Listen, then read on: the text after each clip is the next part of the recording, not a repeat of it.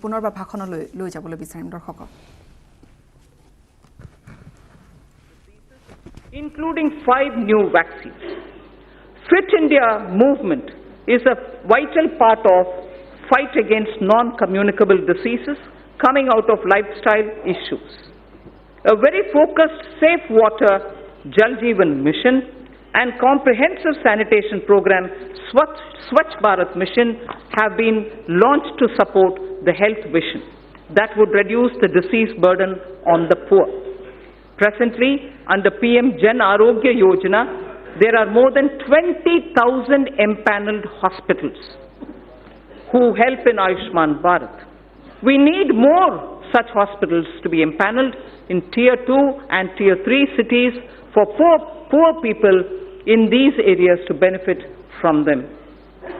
It is therefore proposed to set up a viability gap funding window for setting up hospitals in PPP mode.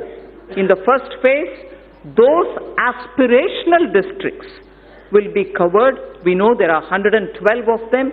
So those aspirational districts from 112 that we have, where presently there are no Ayushman empaneled hospitals, will be given priority. So from 112 of aspirational districts, those which don't have an empaneled hospital for Ayushman treatments will be given the first priority, so that in Tier 2 and Tier 3 we have more such hospitals. This would also provide large-scale employment opportunities to youth. Proceeds from taxes on medical devices.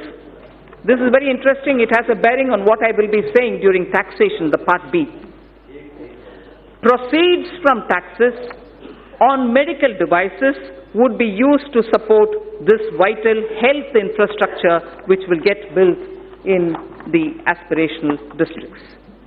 Using machine learning and artificial intelligence in the Ayushman Bharat scheme, health authorities and the medical fraternity can target diseases with an appropriately designed preventive regime. TB harega desh jeetega. TB harega desh jeetega. This campaign has been launched. I propose to strengthen this campaign to realize our commitment to end tuberculosis by 2025. I propose to expand also Jan Aushadhi Kendra scheme to all districts, offering 2,000 medicines and 300 surgicals by 2024. I have provided for the health sector about 69,000 crores, that is inclusive of 6,400 crores for Prime Minister Jan Arogya Yojana.